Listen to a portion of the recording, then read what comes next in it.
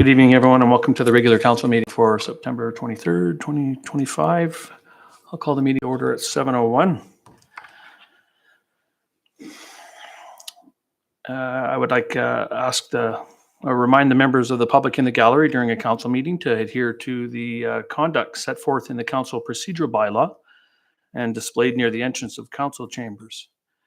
Starting with the land acknowledgement, Blackfalds Town Council acknowledges that we are in Treaty 6 territory, a traditional meeting ground, gathering place, and traveling route to the Cree, Saulteaux, Blackfoot, Métis, Dene, and Nakota Sioux. We acknowledge all the many First Nations, Métis, and Inuit whose footsteps have marked these lands for centuries.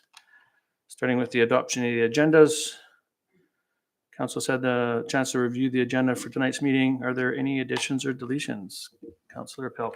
Thank you. I'd like to add an item under notices of motion, 7.1, notice of motion, midterm strategic plan, Canada Post. Thank you. Item 7.1. Administration, any changes? No, Your Worship. Thank you. Does any member of council wish to exempt any item from the proposed consent agenda before the adoption of the regular agenda? Seeing no further amendments or exemptions, I'll ask for a motion to adopt the regular agenda for September 23rd as amended. Councillor Sands. I'll move to accept the regular agenda as amended. Thank you. All in favor? That is unanimous. Thank you. I'll ask for a motion to adopt the consent agenda as presented for September 23rd. Councillor Schwab. I'll move to adopt the consent agenda as presented. Thank you. All in favor? And that is unanimous. We have no public hearing this evening. We do have delegations.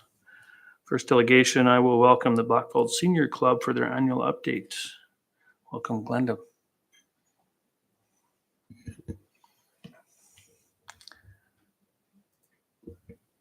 Good evening.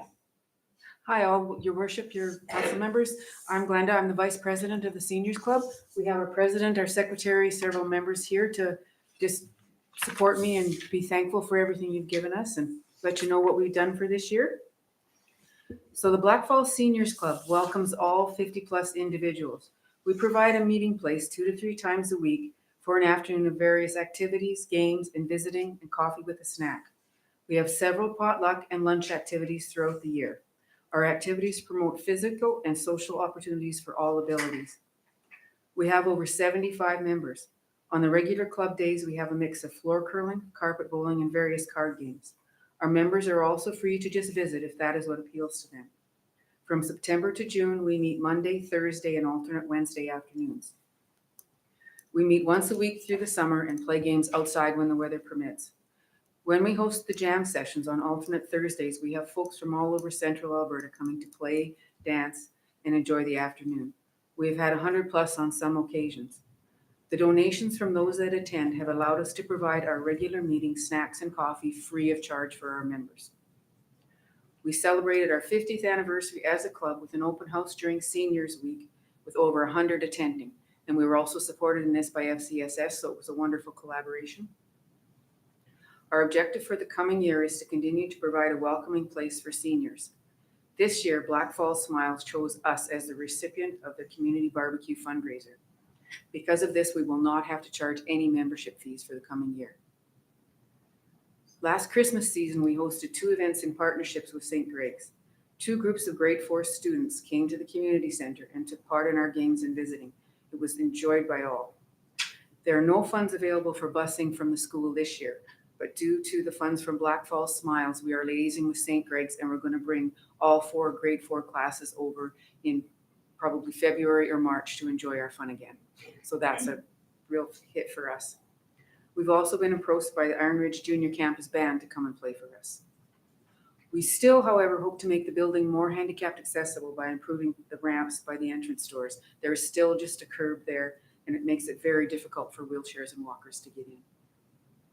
We would like to say a huge thanks to the town for providing us with the support we have received. Without it, we wouldn't have the use of such a great facility at no cost. So we can provide the club for the coming year will be totally free for all of our participants. So thank you very much, and we appreciate everything you've done for us. Thank you, Glenda. Is there any Oh, questions? sorry, forgot about the question break. Yeah. Councillor Swallow? Hi, thanks Glenda so much for your presentation. Just because we are live streaming, I'm just wondering what times during the week you guys meet. We meet, our doors open at 11:30. We usually start our activities at 1. So we get there at 11:30 to set up. People come about 12:30-ish. We start playing our games at 1. We play for an hour, maybe hour and a half, 2 hours, depending on what people feel like. Then we have coffee and we're done by 3:30 or 4. So Monday and Thursday afternoon. Yeah, Monday, Thursday, and alternate Wednesdays. And every other second and fourth Thursday is our music jam. So that's when we have the musicians come and we have dancing and potluck snacks, and it's become quite a big event. That's great. And I'm so glad that your guys' numbers are growing. Oh, It's yes. awesome to hear. Thanks so much. Thank you. Anyone else? Well, thank you. I just want to, extend my appreciation for you coming and sharing that. I know I've had, a couple of invitations to come down and enjoy some of your events, and your members are always very welcoming. I'm surprised at how dynamic the group is. So I echo what Councillor Schwab said.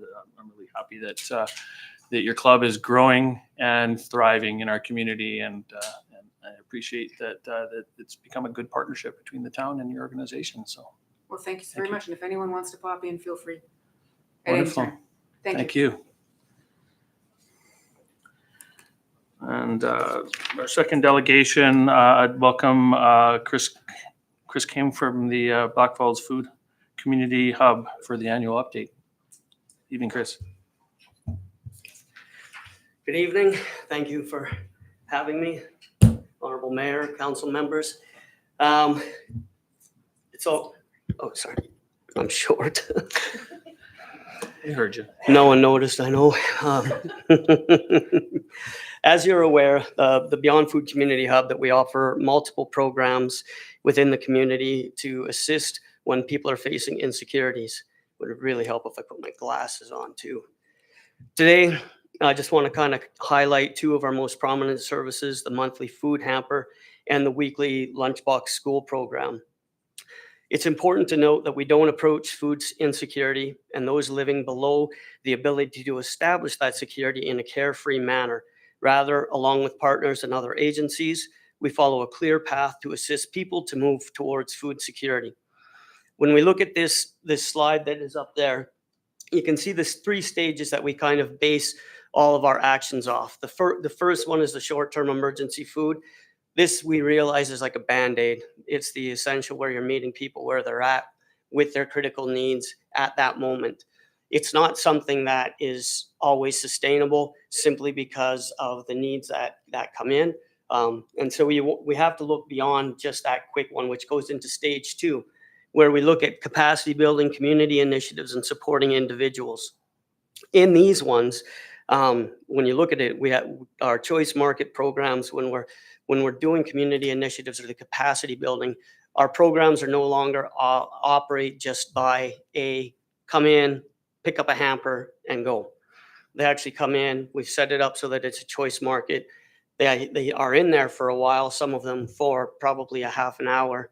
And so it allows us to kind of build a relationship with them. It connects us to them rather than just giving them the box and saying, see you later, see you next month, or see you next week. We actually are connecting and we're building a relationship with them so that then we can, along with our other agencies such as the non-rural youth society, FCSS, the libraries, the school liaisons, and the school social workers, we can work together towards building more of a system that will allow or enable the families to not just receive food insecure items or products right away, but they're actually getting like budget courses, budget opportunities, things that can help step them out of just hitting that below that poverty line.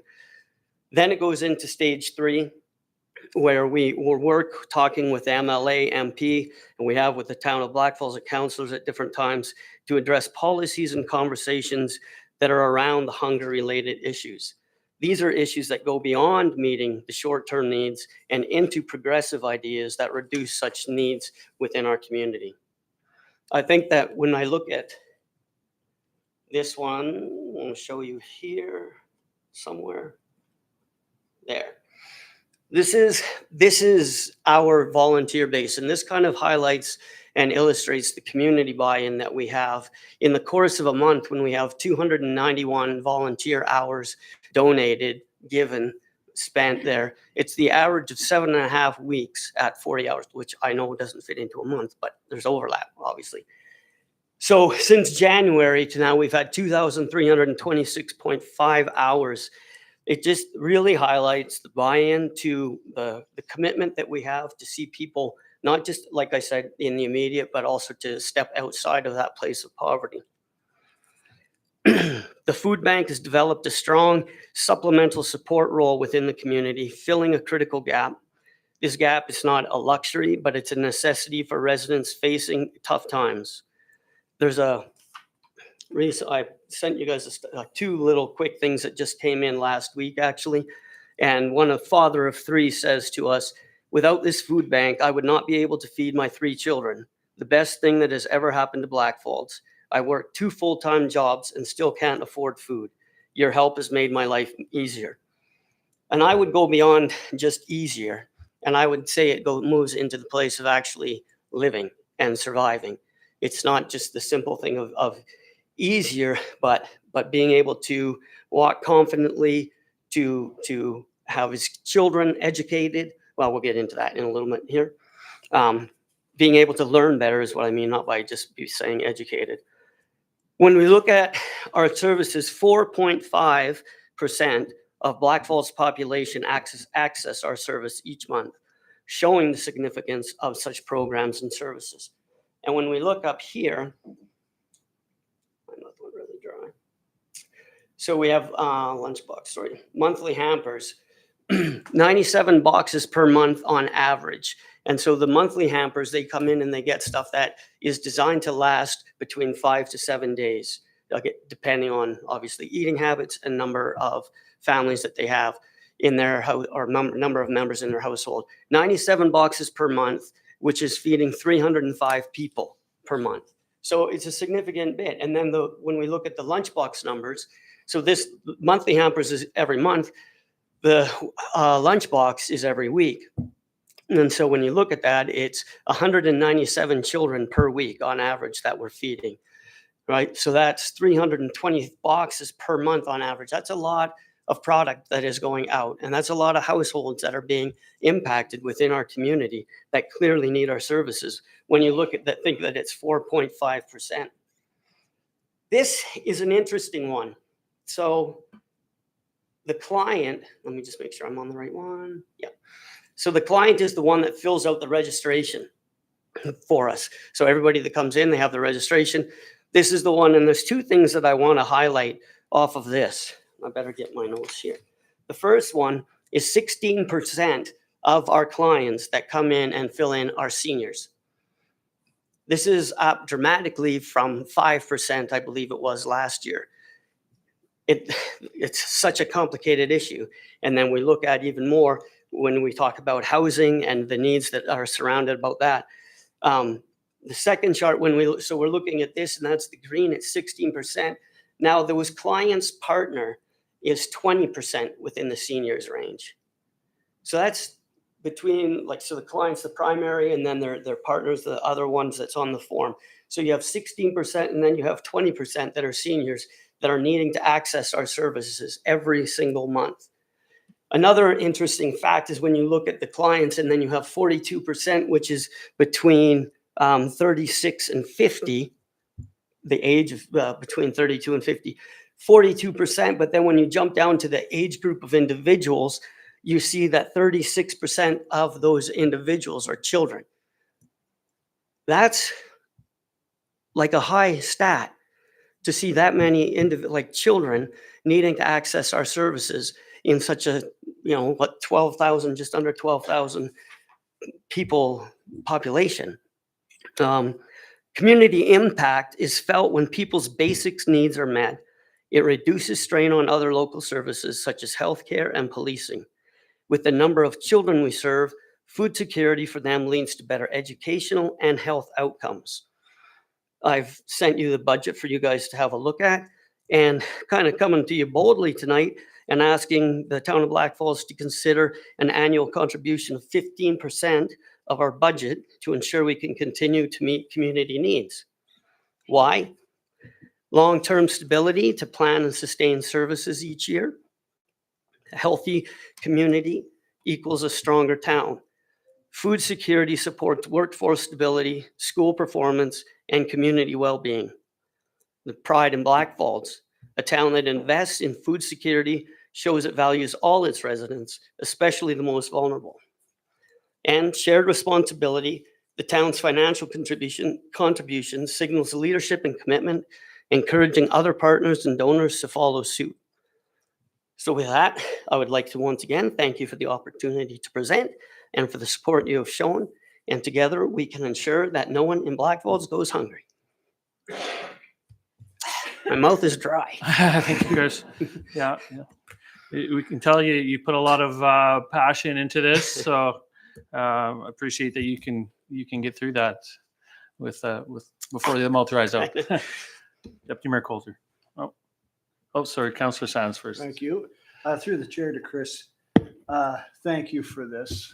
Every year, it's interesting when we look at this year over year and how the numbers change, and that shows us exactly the predicament that we're in. And I know that, the 15%, I'm hoping that comes through because it is needed. Absolutely, when you look at these numbers. It's really great to see what you guys can do with this. So thank you very much to you and your team. Thank you. Really appreciate it. It's all those volunteer hours. They do a lot. Deputy Mayor Coulter. Thank you. Through the chair to Chris.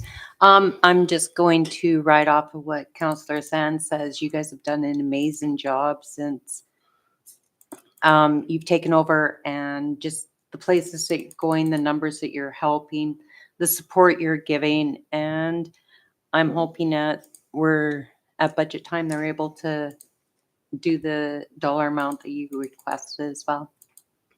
Thank you for your consideration. Councillor Schwab.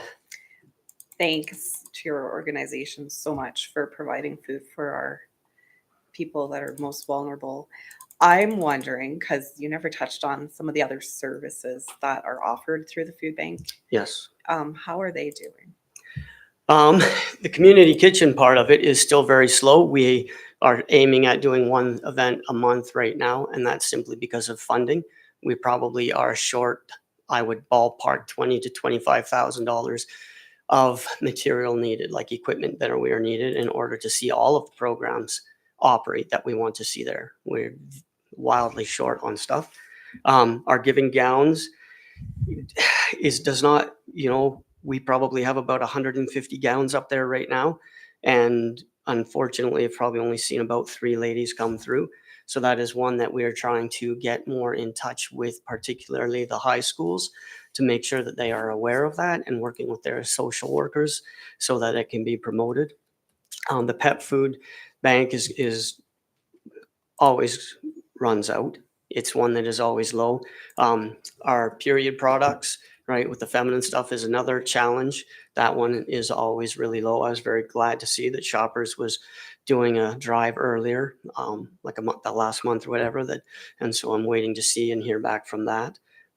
Baby bank is an interesting one because we see our diaper needs grow as our people grow, in the sense that we were short of 1s and 2s and then 3s and 4s, and now we're short of 5s and 6s, but we have lots of the other little ones.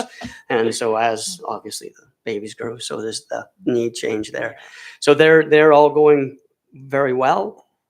It's a matter of having to, and again, this goes in when you look through that budget and the purchase stuff that we need in order to sustain those things, because it's a hard thing for people to come. I think even for ladies to ask for assistance for feminine products, right?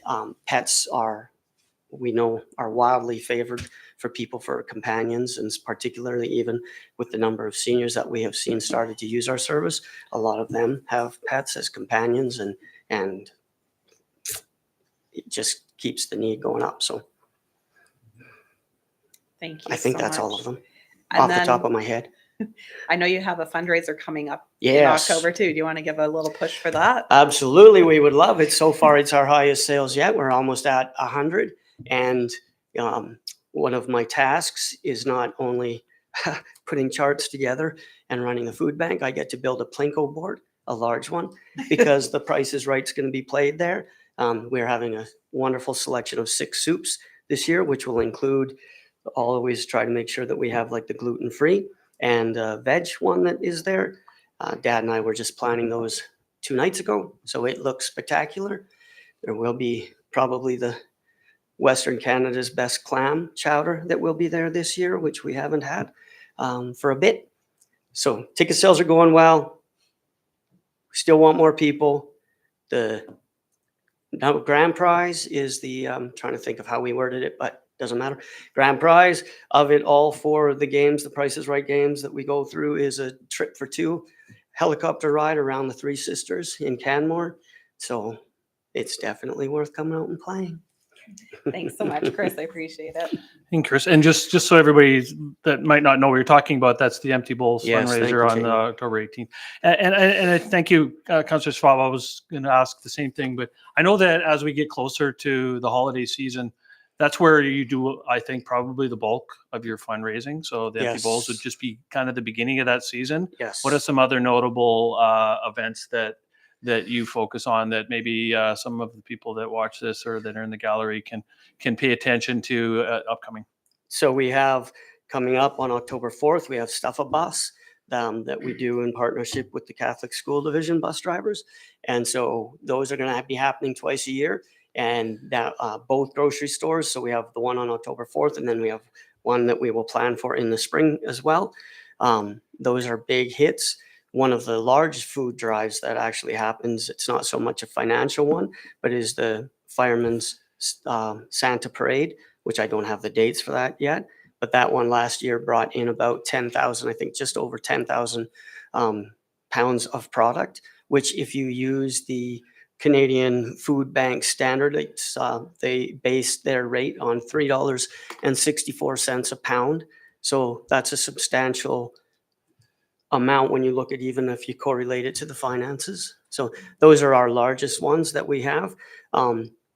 I know that our fundraising team, we have a newly developed fundraising committee, and that they are working on about 6 other plans, of which some of them I can't say because they're just not even planned, but the possibility of high tea and wine tasting events so that we can generate kind of more of a flow, not just financial flow, but also an awareness and a presence within the community at more of a consistent intervals throughout the year. Perfect. And then I'm hoping again that, that CPKC Yes, reaches out to true. us. They've been fairly consistent in the last few years. And Yes, I would, based on their history, hopefully we would get them in the evening yes, this year, which is a bigger turnout. So Yeah. that's another big one. So I know that fundraising is the bread and butter of the Yeah. your organization. So Yeah. appreciate any opportunity we can to plug that. So thank you for Thank being you. here, and we look forward to seeing you at numerous events over the next Sounds little good. while. Thank you so much. Thank you. And next, I'll invite Nicole Rice from the Service Credit Union, Blackfalds Public Library, for the annual update.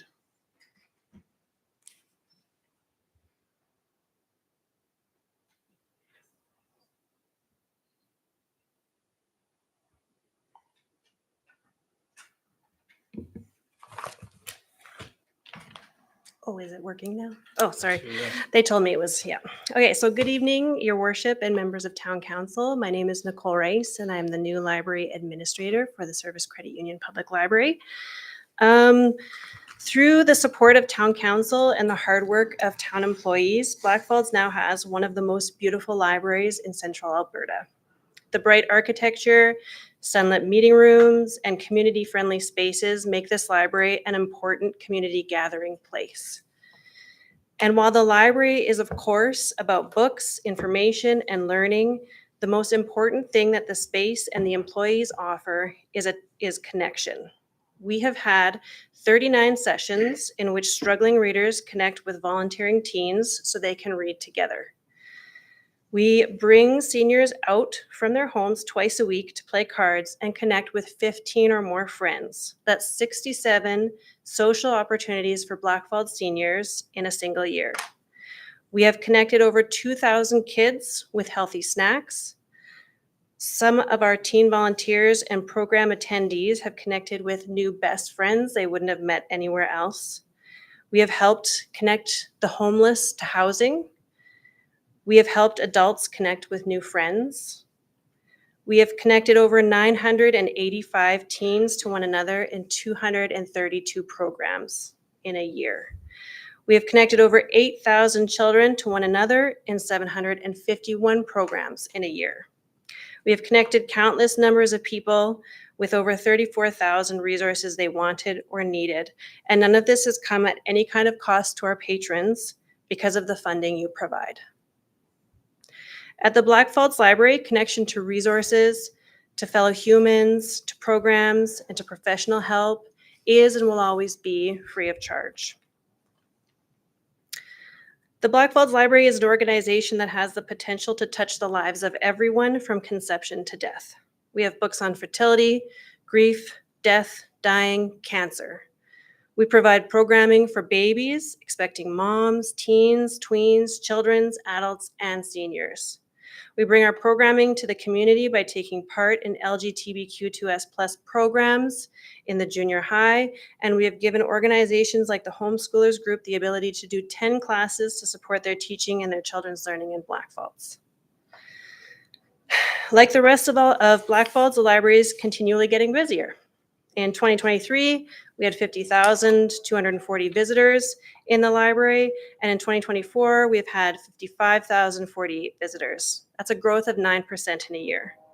Our library card membership, which is free, has continued to rise every year. In 2021, we only had 1,096 memberships, and in 2024, we reached our record level of membership at 3,134 card-carrying members. And our library this year now has 3,638 card-holding members. And that's a growth of 30% from 2021 to 2025, only 4 years. For the library, this means that sooner or later, we will need to increase the number of circulation staff. Vandalism and crime continues to be an issue, and the second floor of the library will soon need daily supervision from opening to closing. This means that we will have to hire at least 2 additional staff members. Cost is another variable that continues to increase in the world, but also in the library. In 2022, for example, a James Patterson hardcover book costs the library $38. In 2025, that same book now costs the library $42. We project that this same book will cost $45 in 2026. That is a 5% increase between 2025 and 2026.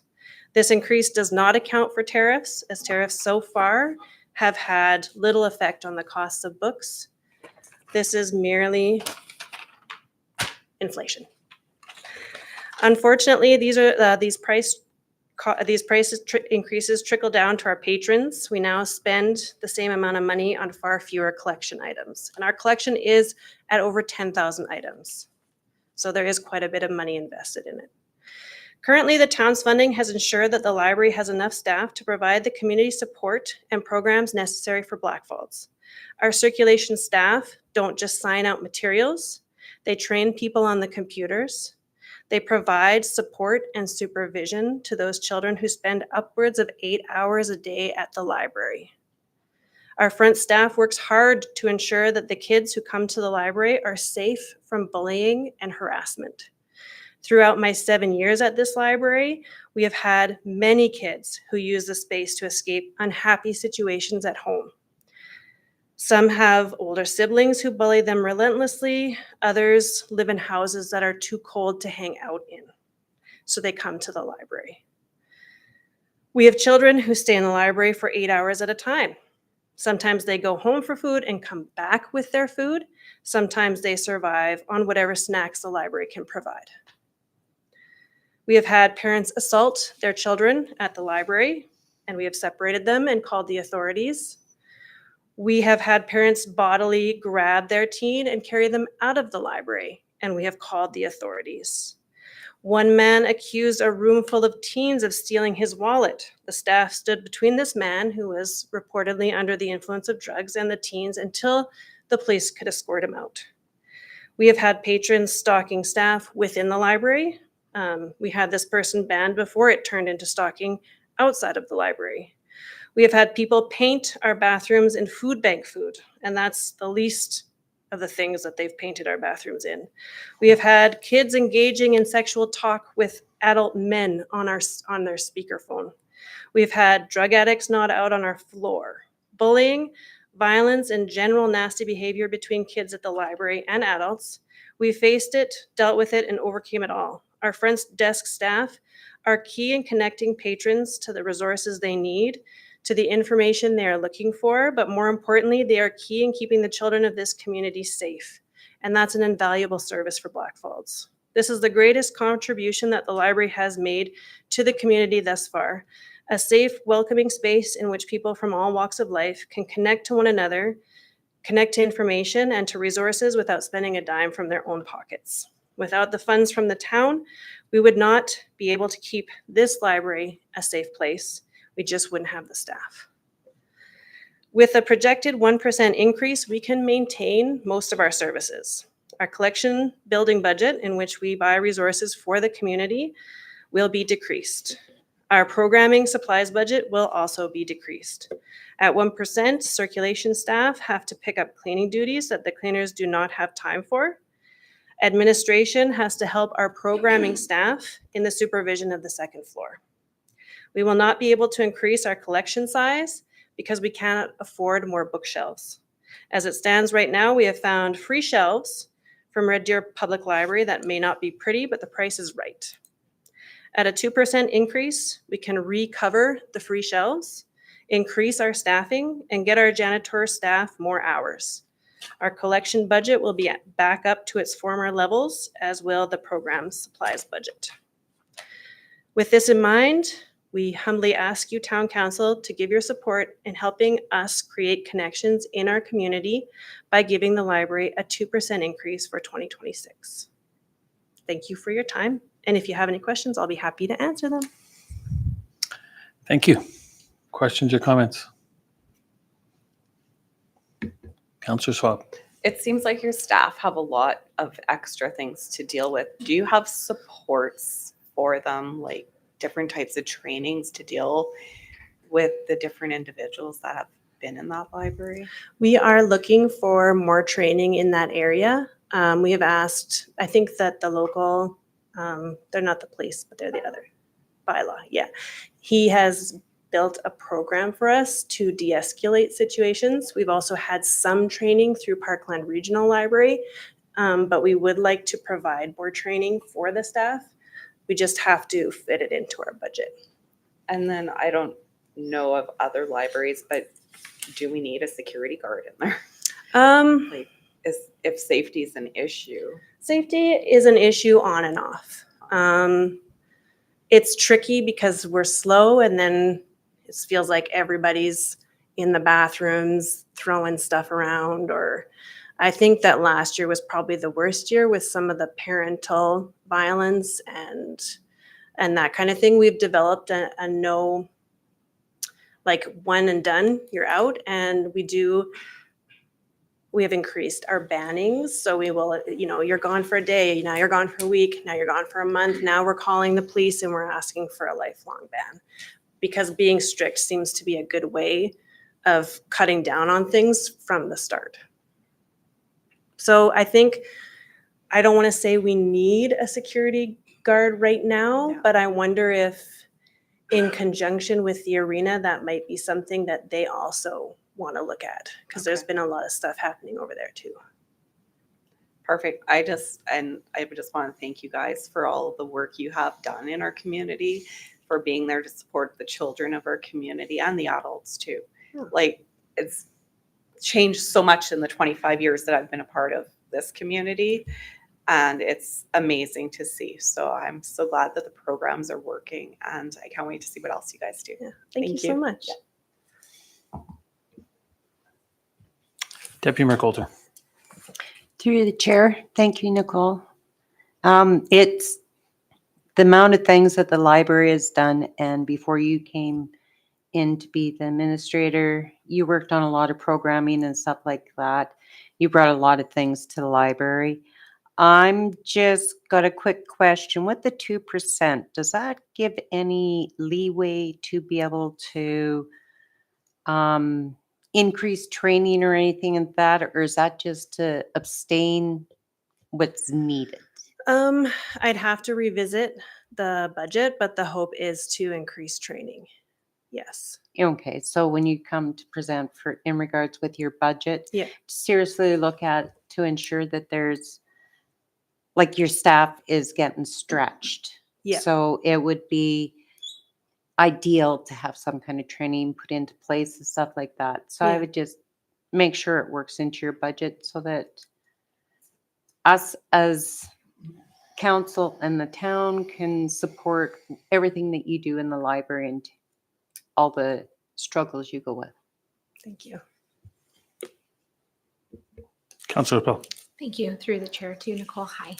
And I just wanted to clarify my question is along the same vein of that of the deputy mayor, that with the 2% budget increase that you're looking for from this year's budget deliberations, that 2% does not actually, sorry, what am I trying to say? That 2% increase would not actually increase the amount of staff you have. That's No. just to maintain the level of programming that you have, as well as some new stuff and some I think like, it staff would- training. And Yeah, stuff, staff training, increased hours for janitorial because they don't have enough time. So we're Mhm. trying to help them out.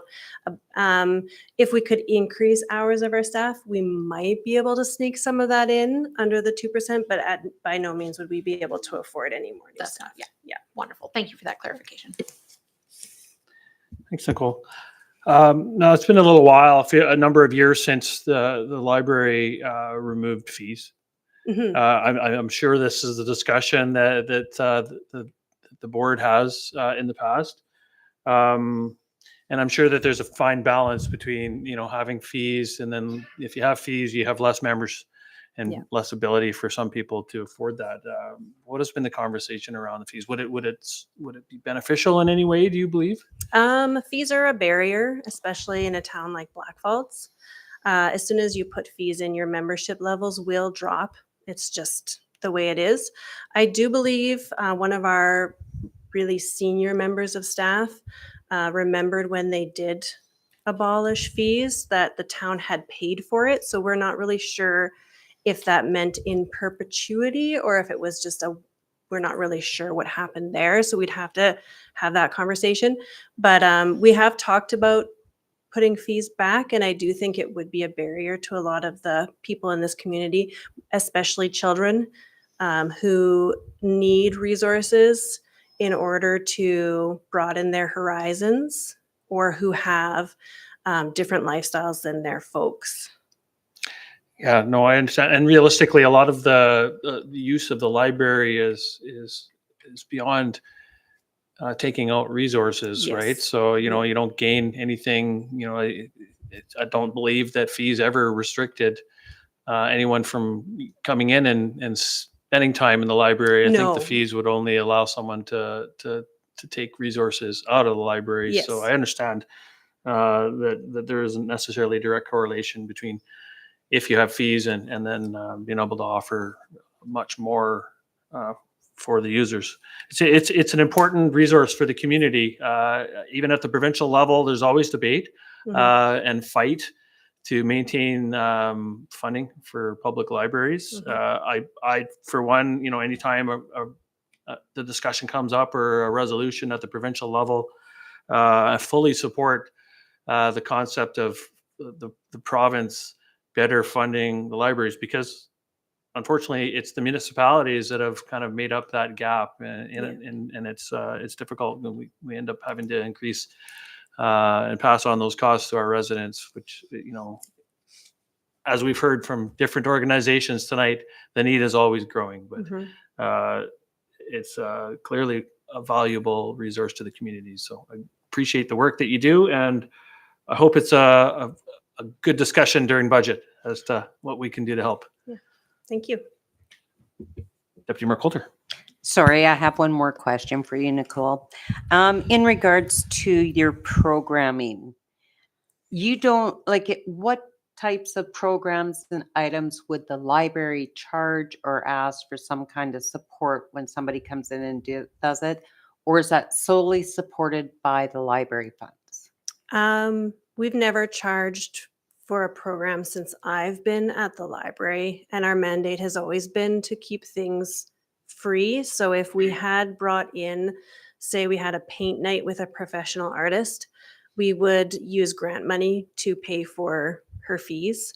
But most of the program fees and costs come out of our budget, unless Okay. we can grant fund or get grant funding for it. Thank you. I just wanted clarification. Yep.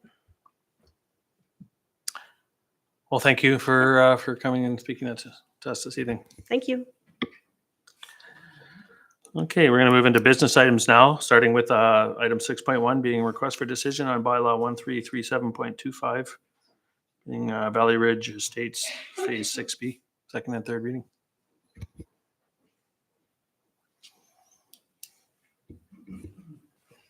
Thank you, Mayor Hoover, members of council.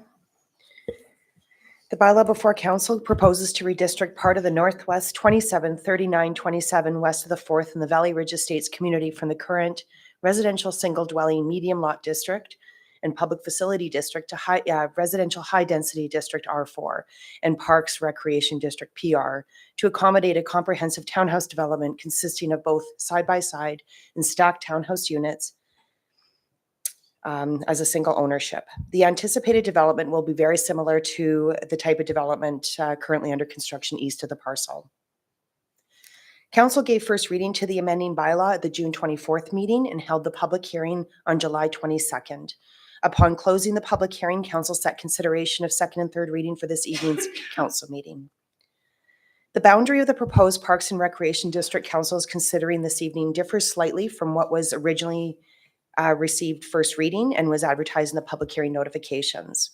The difference is the proposed PR district has been expanded slightly to accommodate a future trail link onto lot 58 MR to the north due to contours of the land. In administration's opinion, this updated PR district boundary change is very minor in nature and does not impact the overall intent of the redistricting application, and therefore does not require another public hearing and referral process. During the July 22nd public hearing, there were concerns were raised about the increase in traffic on Vista Trail, the devaluing of property, and that the intention of the ASP to be predominantly low-density residential is not being upheld. With respect to the increase of traffic on Vista Trail, the road has been built in accordance with the overall long-term road network identified in the town's transportation master plan. A copy of that plan, I believe, is an attachment 2 of your report. And the road can handle significantly more traffic than the planned townhouse project and the full build out of the Aspen Lakes West community to the north, including the future school. As for comments around devaluing properties, most studies in planning literature show that rezoning to a higher density does not automatically lead to reducing property values.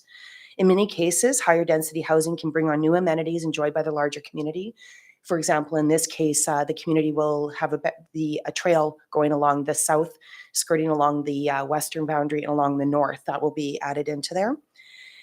And the higher density development can also increase demand in the vicinity. These factors may actually support or enhance property values. There is also concern that the intent of the Valley Ridge Estates Area Structure Plan is not being upheld, particularly that the community is to be predominantly low-density residential, specifically R1S and R1M zonings. A calculation of the land zone for residential discovered that 30.94 acres of the Valley Ridge Estates community is currently zoned R1S, or R1M, them being the low-density residential.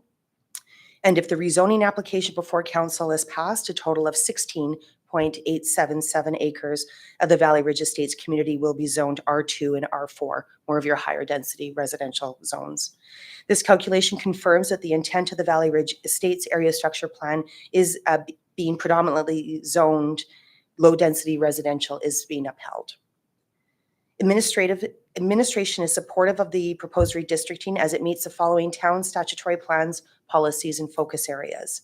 The land is identified for future residential development under Map 2 of the town's municipal development plan. Policy 3.12 of the municipal development plan lists items for consideration when assessing a redistricting application, such as suitability of the site for the proposed use, compatibility with surrounding uses, impacts on municipal road and infrastructure services, and so forth. Administration is satisfied that the proposed redistricting is suitable in light of these considerations. Policy 5.2 of the Municipal Development Plan speaks to the town providing a range of housing types for residents. Policy 5.6 of the Municipal Development Plan requires a mix of housing types and forms in all residential neighborhoods to avoid a concentration of any single type of housing. And the application is also consistent with updates to the Valley Ridge Estates Area Structure Plan that was adopted by Council on May 14th, 2024, including the community having a majority of low-density single detached homes. And lastly, the Town of Blackfalds 2024 to 2026 midterm strategic plan identifies providing a range of housing to meet the needs of residents as one of its top 6 priorities, and identifies promoting options for housing as one area of focus under strategic priority number 1, community life. With all that said, the administrative recommendation before council is that council give second reading to bylaw 133725, part of the Northwest 27, 39, 27 west of the 4th Meridian redistricting as amended. The amendment again being that PR district expanding a bit. And secondly, that council give third reading to bylaw 133725, part of the Northwest 27, 39, 27 west of the 4th redistricting as presented. I welcome any questions.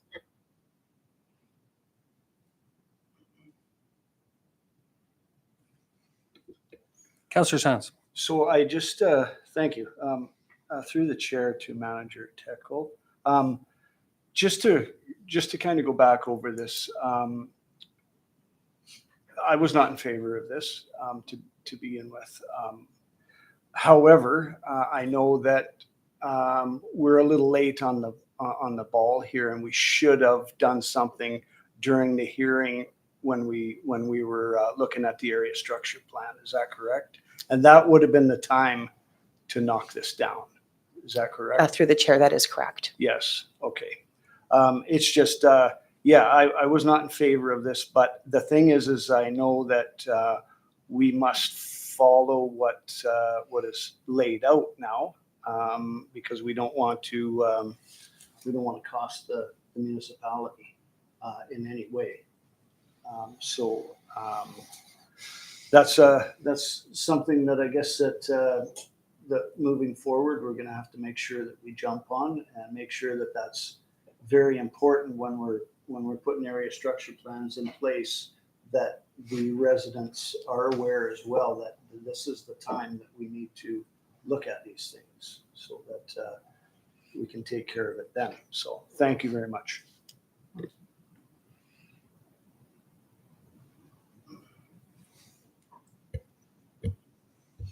Any other comments or questions? Deputy Mayor Coulter. Oh, did I shut you off? No, I did because I was just.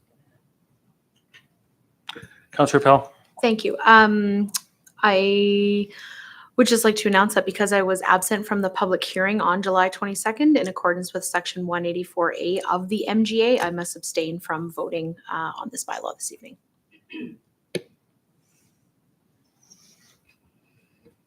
Deputy Mayor Coulter. I'm ready to move with the administration recommendation. There's no other questions. Just before I read that, I concur with Councillor Sands in regards to ensuring that we're aware of everything when we go forward in regards to redistricting. I move that council give second reading to bylaw 1337.25 PT Northwest 273927 west of the 4th, redistricting as amended. Thank you. Debate or discussion on that motion? Call the question. All in favor? That's 1, 2, 3, 5, 4, 1 abstaining. Thank you.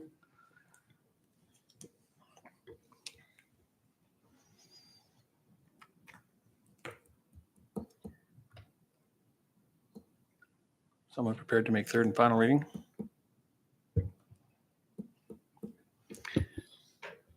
Councillor Schwab? I'll move that council give third reading to bylaw 1337.25 part northwest 273927 west 4th of the meridian redistricting as presented. Debate or discussion? Call the question. All in favor? 5 in favor, 1 abstaining. Thank you. Moving on to item 6.2, request for decision on proposed subdivision of Valley Ridge Estates Phase 6B. Thank you, Mayor Hoover. The subdivision application before council, being the town's designated subdivision authority, proposes to subdivide 3 parcels of land on the west side of Vista Trail on the property that just received third reading. One parcel is proposed to be 0.659 hectares or 1.628 acres of environmental reserve to protect the steep slopes on the western side of the parcel.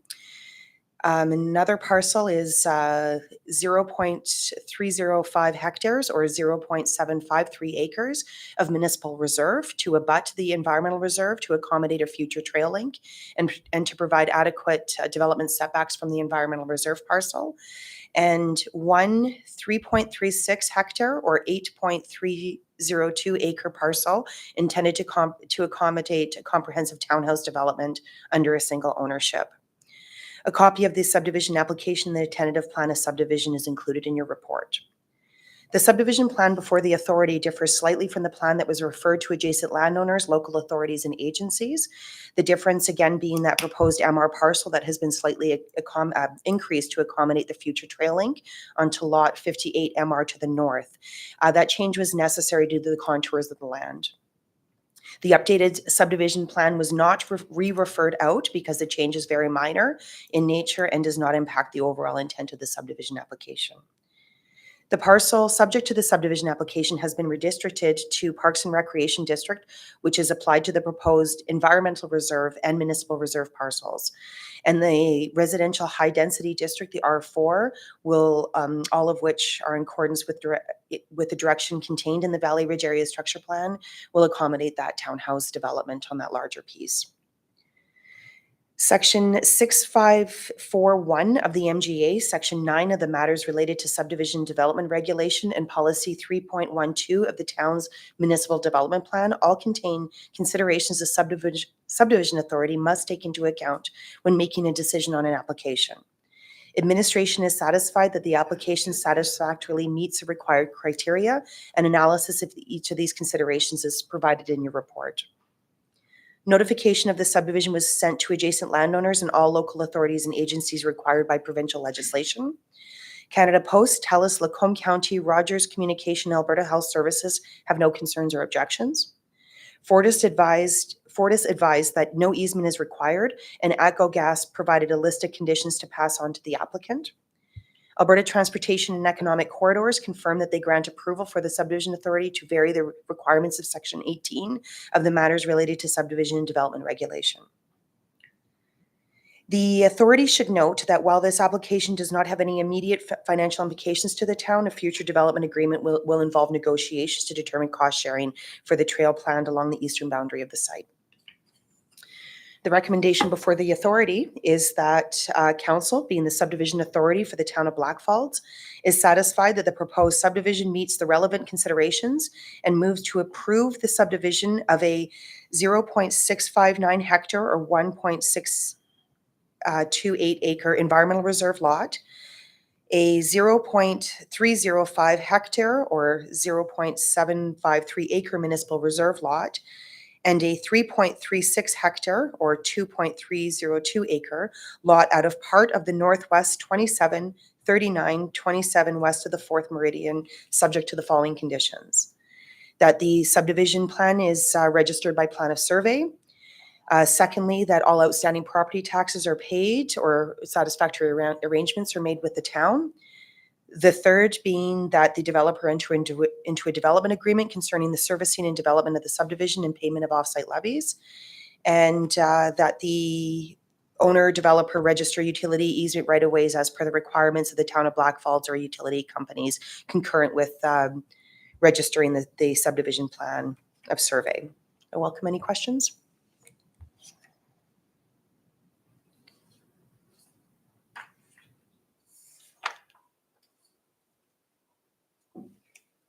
Seeing no questions, do we have someone that's prepared to make the motion? It's a long one. Councillor Pell. Thank you. I move that council, being the subdivision authority for the town of Blackfalds, is satisfied that the proposed subdivision meets the relevant considerations and move to approve the subdivision of a 0.659 hectare, 1.628 acre environmental reserve lot, a 0.35 hectare, 0.753 acre municipal reserve lot, and a 3.36 hectare or 8.302 acre lot out of the part Northwest 27-39-27 west of the 4th Meridian, subject to the following conditions. 1, that pursuant to Section 84 of the Land Titles Act, the subdivision as shown on the attached sketch is registered by plan of survey. 2, that pursuant to Section 654 1D of the Municipal Government Act, all outstanding property taxes are to be paid or some other arrangement satisfactory to the town of Blackfalds for payment thereof be made. 3, that pursuant to Section 655 1B of the Municipal Government Act, the developer enters into a development agreement with the town concerning the servicing and development of the subdivision and payment of offsite levies. And 4, that pursuant to Section 6551 of the Municipal Government Act, that the owner/developer register utility easement right-of-way as per the requirements of the town of Blackfalds and/or utility companies concurrent with or prior to registering the subdivision's plan of survey. Thank you. Debate or discussion on that motion? Call the question. All in favor? And that is unanimous. Thank you.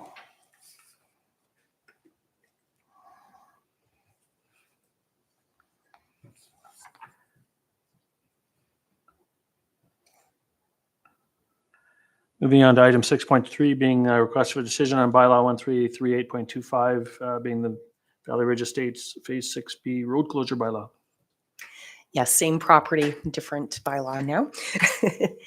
We received an application to close a portion of a registered road allowance that was previously subdivided out in anticipation of a future connection and public road dedication in the Valley Ridge Estates community.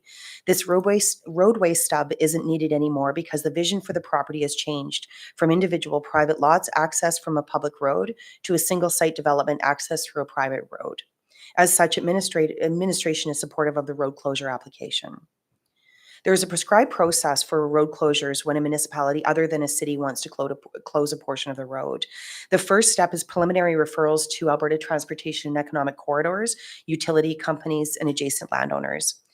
The preliminary referrals did not raise any objections to the proposed road closure, and Alberta Transportation and Economic Corridors has issued its preliminary support for this application. The next step, which is being presented this evening, is that council will need to give the first reading and set a public date and time for a public hearing. Once that public hearing is closed, then administration provides a package to Alberta Transportation and Economic Corridors for the minister to consider. I've outlined a general road closure package, the road closure process in your package for your information. The administrative recommendation before you is that council consider the following motions. Firstly, that council give first reading to bylaw 133825 Valley Ridge Estates Phase 6B road closure bylaw as presented.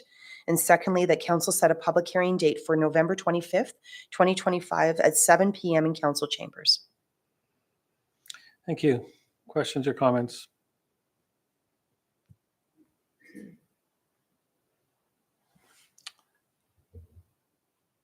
Seeing none, do we have someone to move the recommendations? Councillor Dennis. I'll move that council give first reading to bylaw 1338.25 Valley Ridge Estates Phase 6B road closure bylaws presented. Thank you. Debate or discussion? All in favor? That is unanimous. Thank you. Thank you. Councillor Schwab. I'll move that council set a public hearing date for November 25th, 2025 at 7 p.m. in the council chambers. Thank you. Debate or discussion? All in favor? That is unanimous as well. Moving on to item 6.4 being the request for decision on bylaw 1343.25, records and information management bylaw for second and third reading. Excellent. Thank you, Council. So before you do have the bylaw 1343.25, the records and information bylaw. This was presented to the Standing Committee of Council on September 15th, 2025, with a recommendation to bring forward for consideration. As this bylaw is administrative of nature, we're asking for all three readings in this meeting here. So I won't read out the recommendations here, but first, second, and third reading, and unanimous consent to go to third reading there. So considering I presented this on Monday last week, I won't read the bylaw again. Any questions?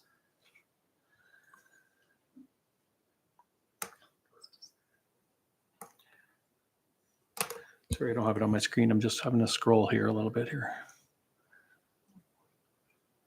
40, thank you.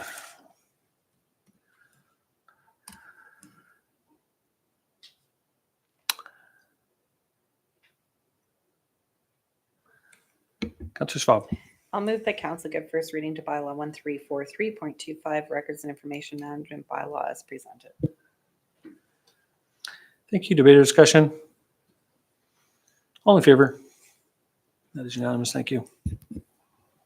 Councillor Sands. I'll move that council give second reading to bylaw 1343.25 records and information management bylaw as presented. Thank you. I'll call the question. All in favor? Thank you. That's unanimous. Councillor Appel. Thank you. I move council give unanimous consent to move to third reading of bylaw 1343.25 records and information management bylaw. Thank you. Debate or discussion? All in favor? And that is unanimous. We can move on to third reading. Deputy Mayor Coulter.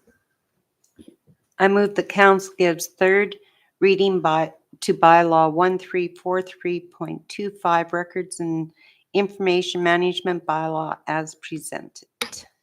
Thank you. Debate or discussion? All in favor? And that is unanimous and passed. Thank you. Item 6.5, request for decision on bylaw 1344.25, access to information bylaw for second and third reading. Excellent. Thank you, Council, again. So the Freedom of Information and Privacy Act did change in June this year. And similar to the previous bylaw that we presented this at the Standing Committee of Council on September 15th, with the recommendation from that council to bring forward for formal adoption. Once again, administrative in nature, so we're asking for all three readings, and the motions are very similar to the previous ones for first and second reading, unanimous consent to go to third reading and third reading. And any questions? I see no questions. Deputy Mayor Coulter.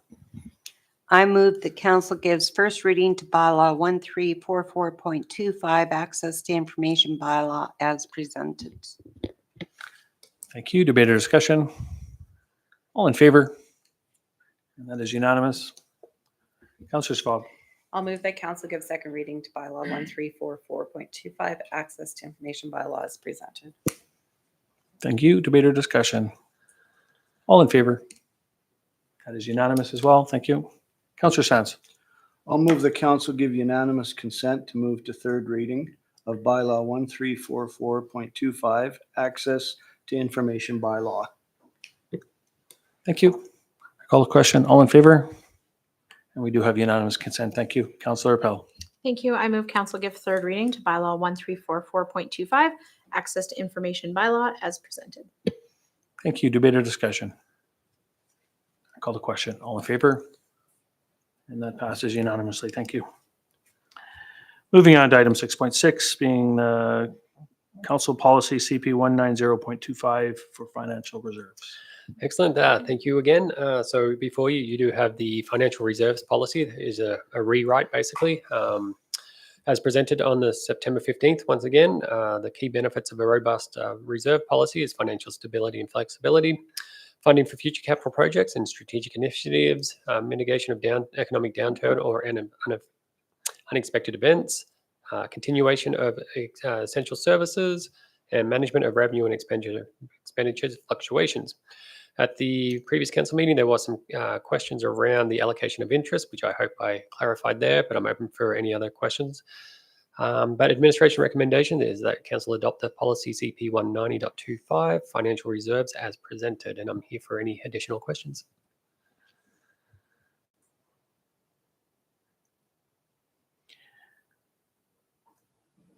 It was obviously a good discussion at standing committee. Oh, pretty good. Thank you. Do I have a mover?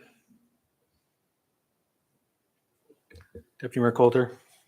I move the council adopts council policy CP 190.25 financial reserves as presented. Thank you. Debate or discussion? All in favor? And that Excellent. is Thank you. unanimous. Thank you.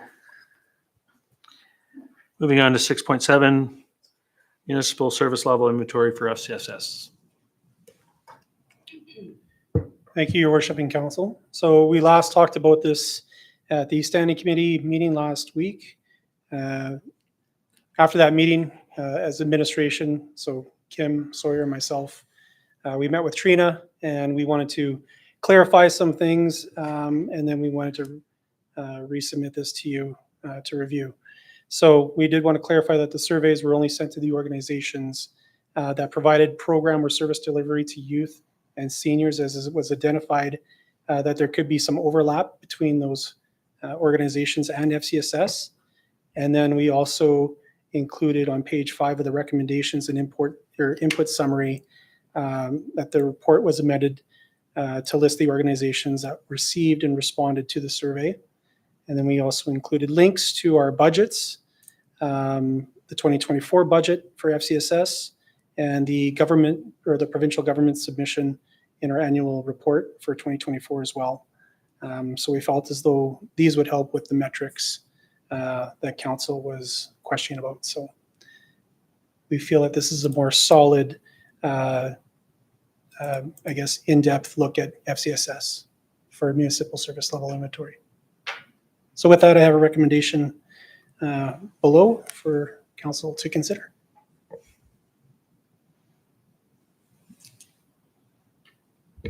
Councillor Pell. Thank you. Through the chair to the director, this is just a comment. I found it incredibly interesting to read through the FCSS annual report that gets sent to the provincial government. Yes. I, as a counselor, had not seen one of these before, and I really appreciate the information that was in there, and I think that it will certainly come to be of use during budget deliberations. Thank you. And I would agree, this is a guiding document. This is not necessarily prescribing any changes. This is something that we're going to be, this is the first of probably several of these that'll happen over the next, probably the next term, is looking at different departments and looking at what service level is achievable, what ways they can, resources can be moved around to try and be a little bit more efficient. Deputy Mayor Coulter.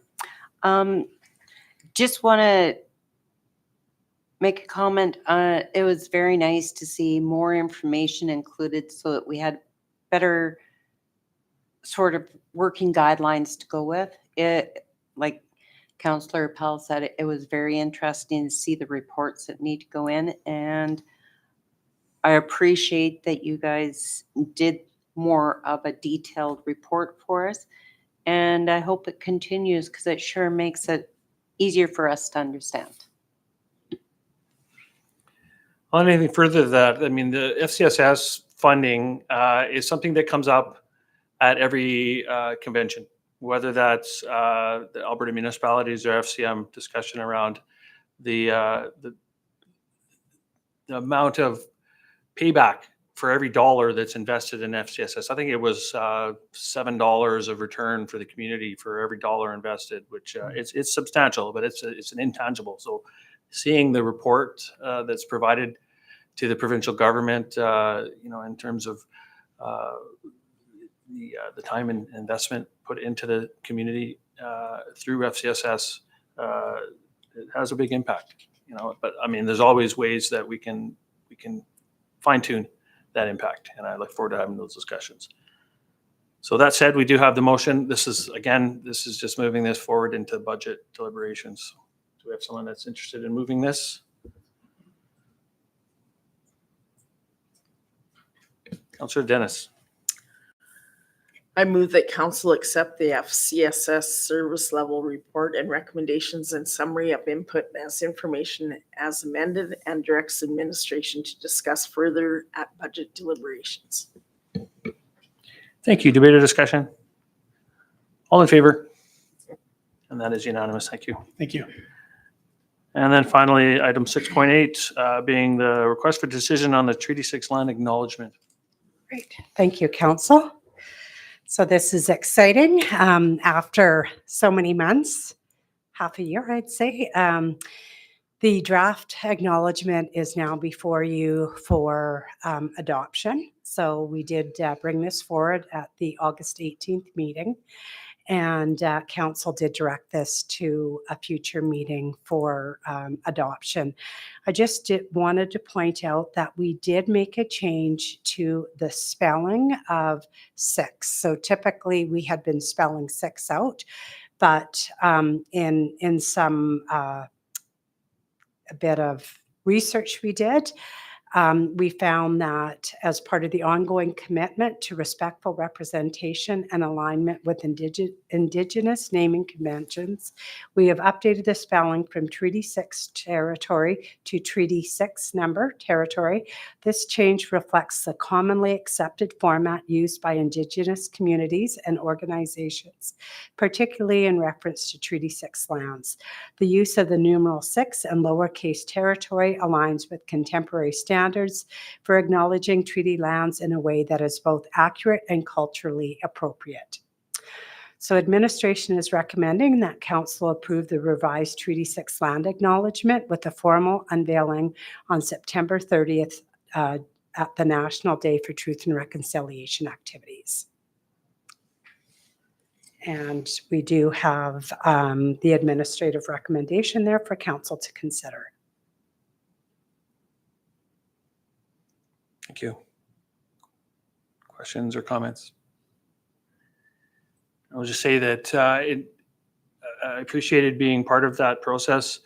And to emphasize that this is an ongoing effort.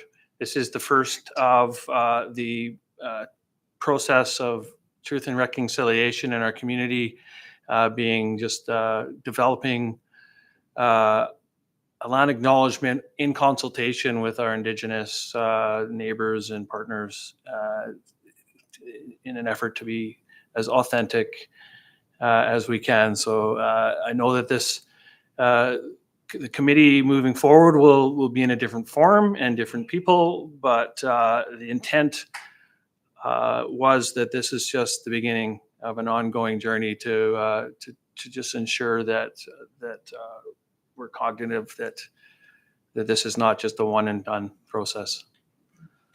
It was a valuable journey, a beginning to a journey. Councillor Appel.